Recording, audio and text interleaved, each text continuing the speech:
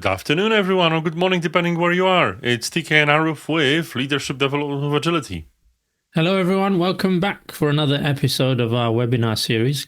Can't wait to get stuck into today's topic. What are we talking about, TK? Yes, we're talking about, Arif, actually, I don't know if it's that appropriate because we are actually talking about burnout, which is an important one, isn't it? And I think... Well, it is, of course. And I think one thing about burnout is we should actually wait and reflect when we're talking about it so we don't go too hard. So yes, talking about high performance leaders burning out, which is quite an important topic we want to cover. So the first thing we usually ask our dear listeners, let us know that you're here and let us know who you are. So if you are an L&D or an HR professional, give us an A. If you're a leader, give us a B. If you're an Agile practitioner, give us a C in the comment.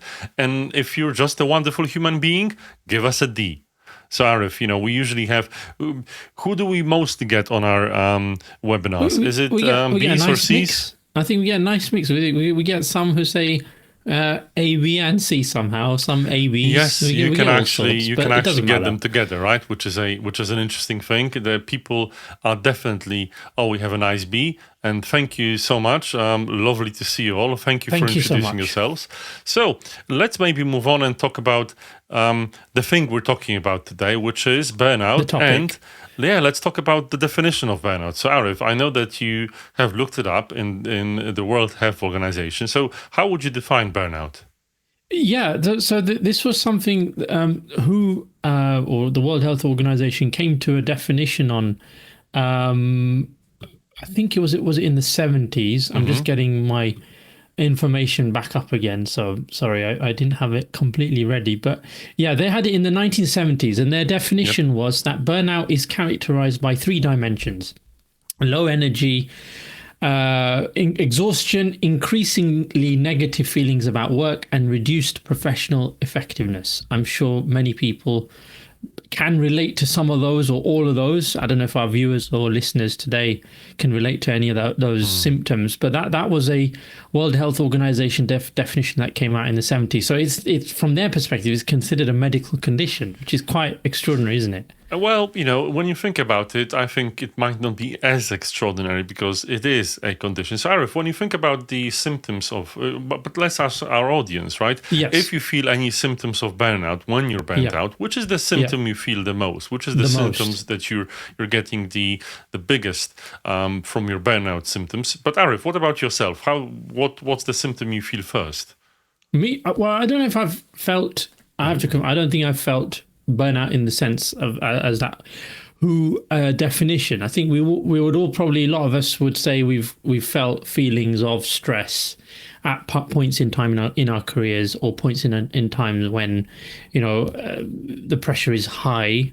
I've definitely felt that. I think I probably can recognize sometimes feeling just not as motivated, not as engaged in the work, but that comes for various reasons around the work itself, the type of environment I'm in, type of leaders who I'm working with.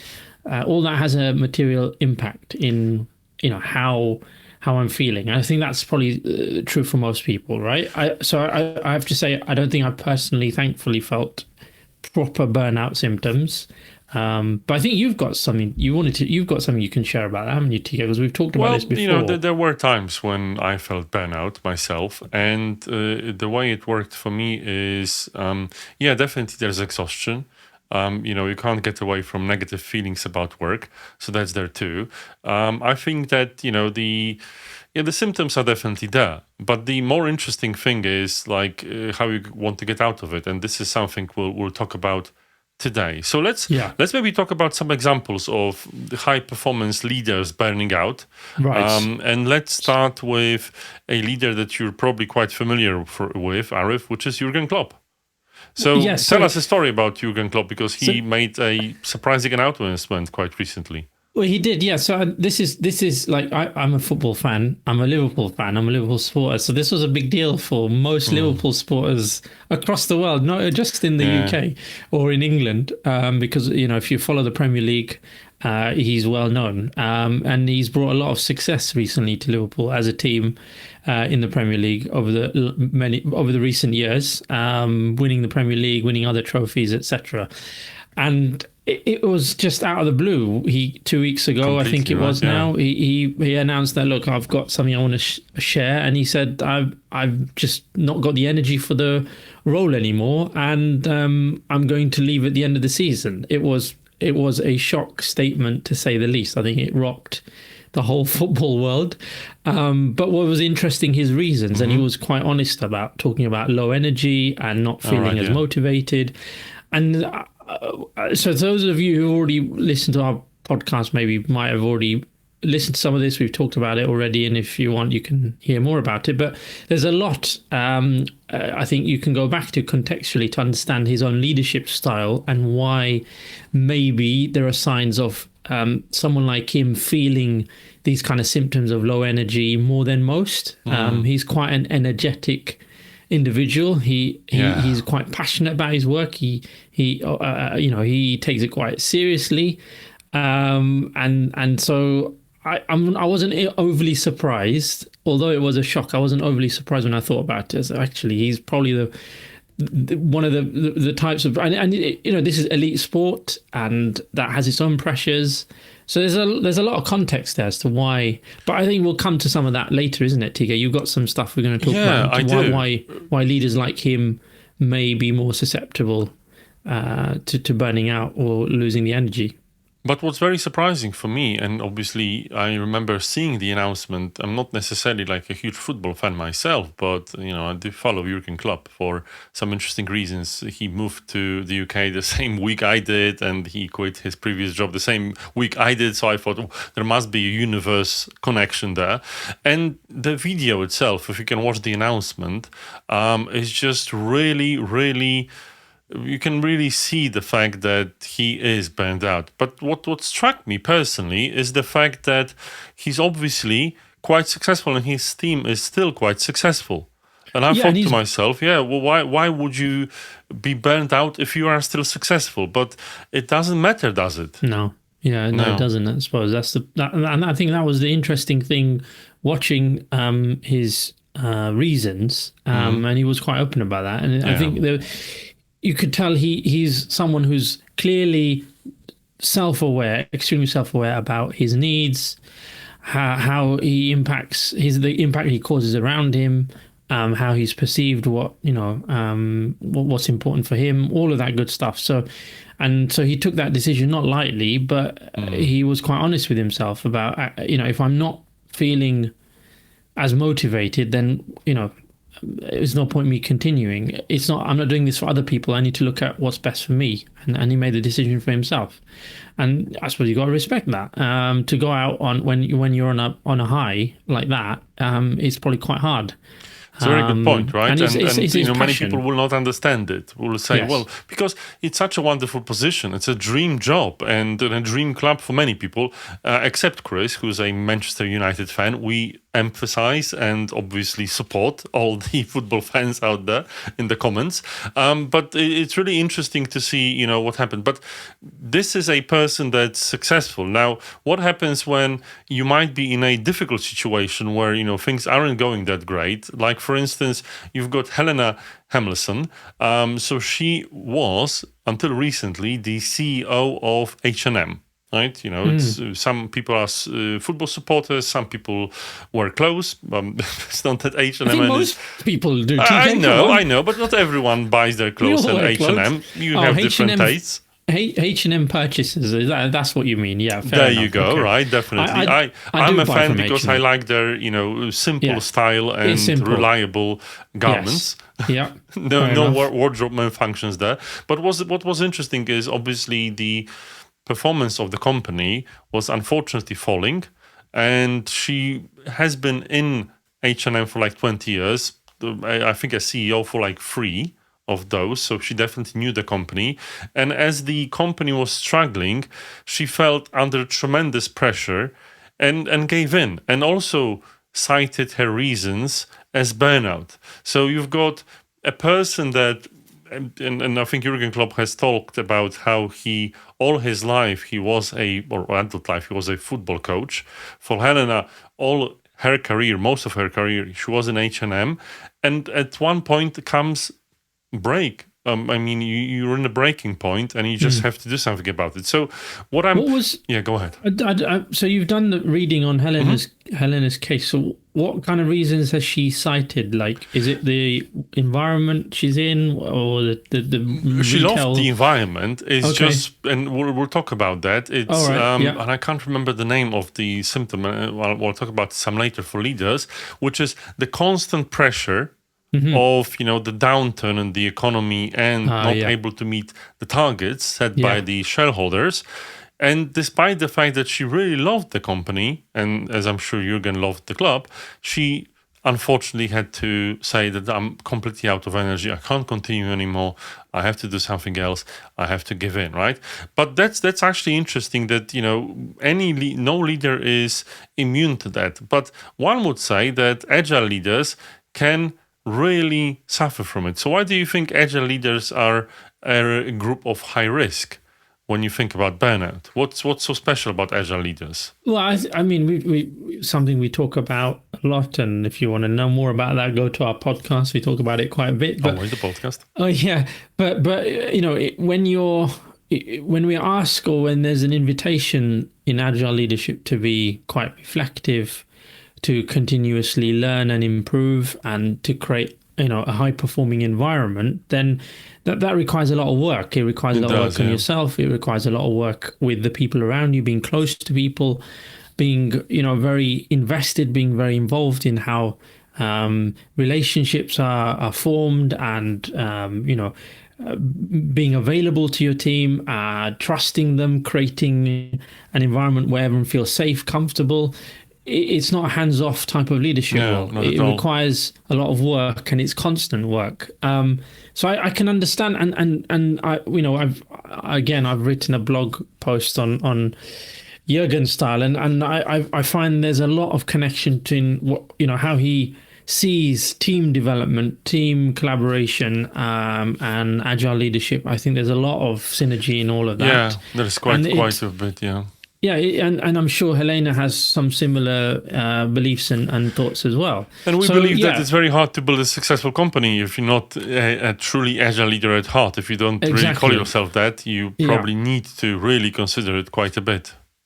Yeah. So I think those are the kind of reasons I think it makes it maybe more susceptible, but perhaps you're more at risk, perhaps, because it requires a different type of approach. It does, absolutely. Yeah. And speaking of reasons, let's talk about, we've done some research, and in our research and the data we've gathered, there are some reasons for leaders to burn out. And there's a nice article in Forbes, which I might quote later in the comments. And it cites some reasons why leaders burn out. So the first one is the feeling of isolation. It's very difficult to be alone at the top, is it, Arif? Yeah, I can understand that. I suppose if you feel like you're the only one making change happen, if you're the only one who's, carrying that North Star vision, you're the only one who's interested in building people, teams around, and coalescing around what your vision, your goals. I suppose all that responsibility on your shoulders can feel isolating. You'd expect, or you'd hope you have a leadership team around you who share the same beliefs or the same thoughts, practices. Not always the case, though. I mean, not always the case, right? And most the time, you might not have a team like this, and the only one you can talk to is a coach, if you have a coach. And it's a challenge if you don't, right? But the other reason, that's an interesting one. It's continuous partial attention, which means is that a leader has to look into many things at once, continuously multitask, and continuously have their attention on multiple things. And it might cause a lot of distress because your mind is constantly reminding you about some things. Like multitasking like this can really burn you out quite quick, can't you? Yeah. Again, I suppose when that attention is on you and that responsibility is on you, you probably feel like you need to be everywhere at once. Yeah. I'm going to assume one of the I suppose what can I say? Not fixes, but one of the antidotes is going to something about the D word. But maybe we'll Well, come okay, to. let's not foreshadow it, Arif. You We'll know, come back to that. you've been looking at this, and I think, yeah. Sorry, yeah. I'm already thinking ahead. No, but yes, yeah, you're right. So I can understand that if you're taking that responsibility on and you're putting that on your shoulders, then it's going to be even harder for you to focus on what's most important, but you feel like you need to be paying attention. And I think one other dimension of that is I can understand if you're a leader who maybe is, the passion comes from the fact that perhaps it's your idea initially, it's your project, it's your company. Of course. If you're directly invested in the success to that degree, then I can understand why you'd want to be everywhere all at once, and it's even harder to let go, right? It is quite hard to do that. Very and in fact, energy-sapping. the next one is actually quite interesting, Gareth, which is allostatic load. Now, that's that? a new one, right? And you might not have heard about it. So I had to do some research, and it's actually, this is why we're quoting the paper. You are under continuous stress and pressure. It's not only like this rapid stress that grabs you, the fight or flight response. It's the constant load. Like you can imagine Helen or Jürgen, right? There's a game every week. There's something happening every time. And it's just so important to always keep it at the front of you, so the load is just constant. It will obviously wear you down. We can only take as much. But the next one is also quite interesting, which is the power stress. So the moments where you really feel stressed, when something really goes wrong, like myself maybe turning on the life mode too soon when Arif was pulling a face. It's like there's these nuggets, there's these small bits of stress. So Arif, when you look at these reasons, which one do you personally believe contributes the most to the burnout of leaders you're working with? That's a good one. I think I don't know, TK. It's a hard one. It's a hard one to say. I guess they all have some impact in some degree, right? I'm wondering if the continuous partial attention one is speaking to me a bit more, because from what I'm observing and what I'm seeing, we see that more often where there is this need to be attentive, need to be in facing up to all the issues when perhaps they don't necessarily need to be. So yeah, that's probably the one that I pick. If you're listening, if you're one of our wonderful viewers, let us know which one you're suffering the most from, where you're getting close to burnout, which is quite important to consider. Or maybe you're working with a leader who you observe one of these symptoms. So yeah, be nice to hear that. My comments aren't working. It's broken again. LinkedIn. Yeah, so I can't read what people are going to say to you guys. You might have to read it out, but there we go. I might have to read it out, so I will have to refresh it too. The problem with LinkedIn is it doesn't always work. Or shall I say, it usually doesn't work. But we will definitely respond to your comments, as I'm sure you're commenting and sending us a lot. But hopefully at least you can see the video, even if sometimes interactions are difficult. It's just the beauty of LinkedIn, isn't it? But moving forward, we promise you some strategies as to the things that you can do or the things that you can use to prevent burnout. And we have a couple of them. So burnout prevention strategies. And the first one is, first of all, recognize the early signs of burnout. Why is this important, Arif? Well, you can't solve it. Kind of simple as that, I suppose. You can't take remedial action. So I would have thought that's sounds obvious, but I guess it's probably quite hard if you're in it, isn't it? So you need to be informed and well armed in terms of the knowledge, so you know that okay, I need to get help, or I need to seek assistance, however you want to describe it. Good point. And White, thank you for your comment. Number 3, which, if I remember correctly, is the allostatic load. So constant load. Good point. It really resonates with me too. I remember time and time again when I got myself into a situation when it was just protracted. But moving on, and we'll talk about the next one, which is the delegate more. Well, Arif, you've foreshadowed it a bit, did you? Sorry, I didn't read it.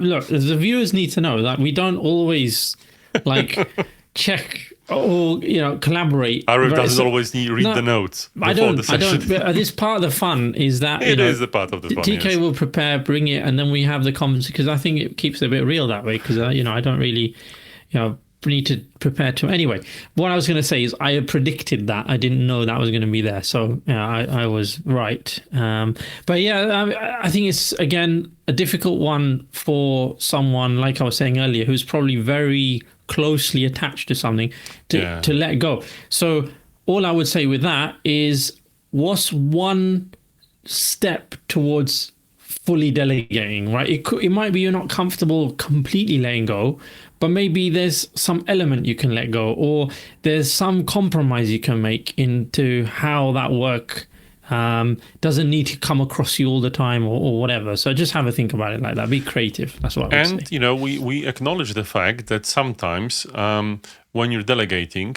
what happens is at first you are a bit more stressed because in reality, maybe you don't trust enough that people can do the job that they're supposed to, and I'm sure they can. But the next one is interesting, which is an excerpt of what we think an agile leader is. An agile leader reflects. So it's rewind, reflect, and remember.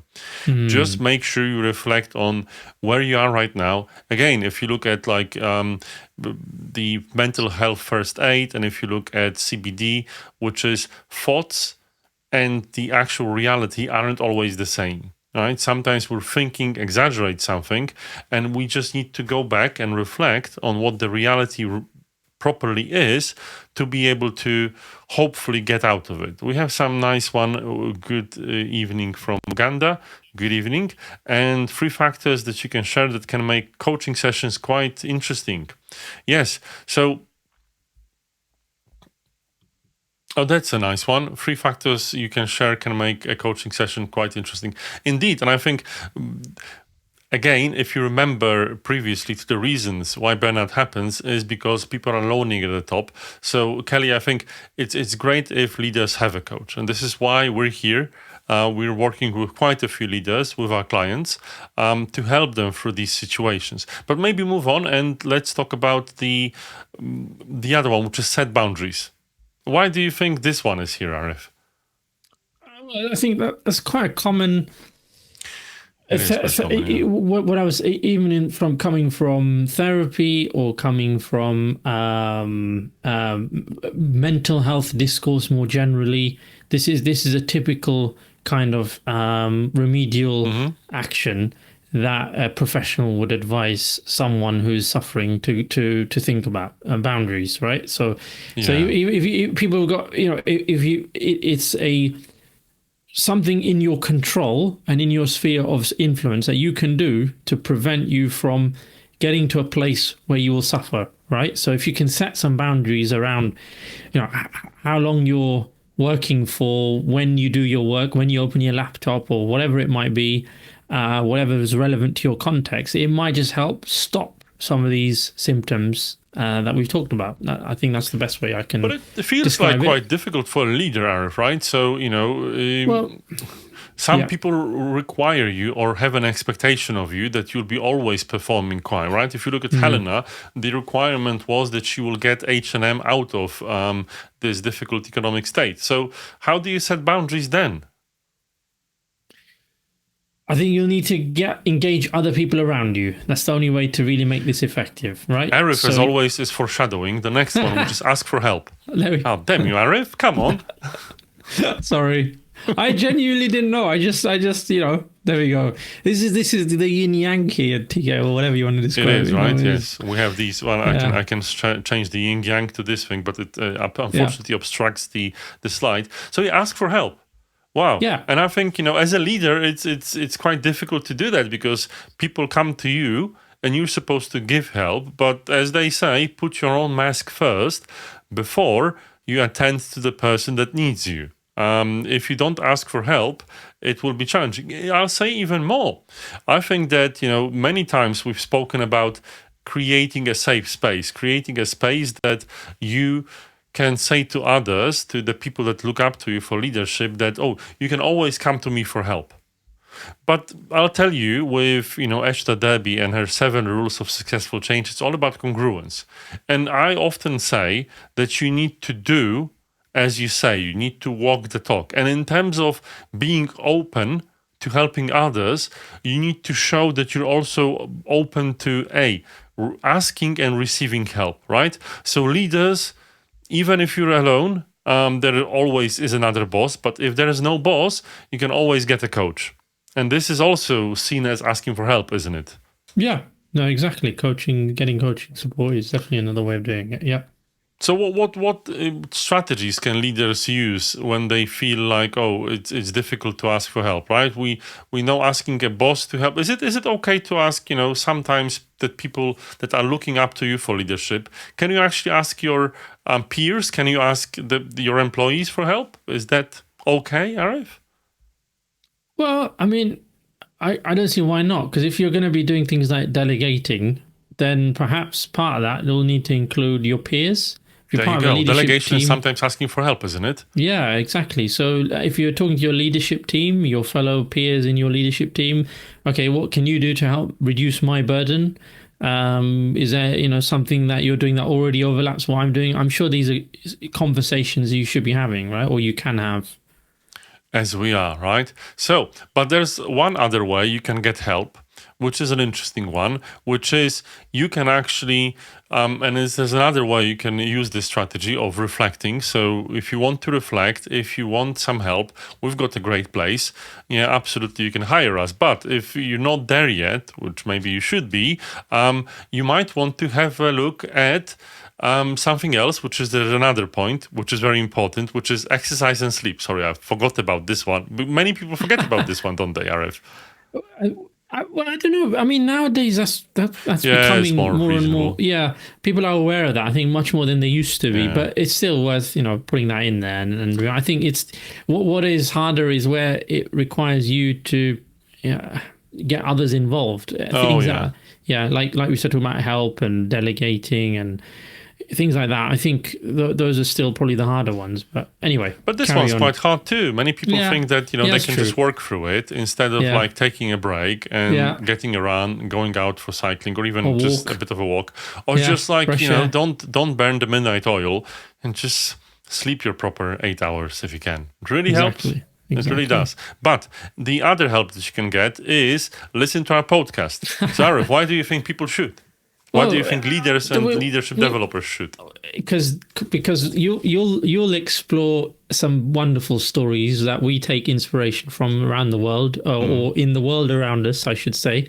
And we bring that into a very condensed format for you to listen to, with some ideas and tips and suggestions on how you can lead with agility and take those agile leadership principles into your working life and maybe show up differently as a leader. That's what our podcast is all about. So if you want to be inspired by some of that, please do join us on our podcast, subscribe, follow, and we try to release weekly. That's the current goal. And there's already a handful of episodes out there, so enjoy. Thank you. There's a handful of subscribers too, but there's enough of our podcast for everyone.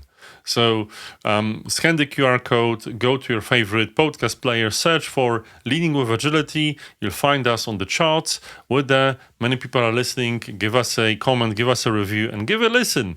And for that, we would like to thank you for being a part of this wonderful session, for adding your wonderful thoughts in the comments when they were working. Hopefully all of this worked for you, and thank you, Dwight, for your wonderful review and your wonderful comment. All of you too. The comments. And even if you're a fan of a different football team than Liverpool, doesn't matter. That's also still okay. Welcome. You're still welcome. So thank you so much. It was great to see you. And looking forward to seeing you for the next Leadership Development of Agility in 2 weeks. Watch this space. Thanks, everyone. Bye-bye. Bye-bye.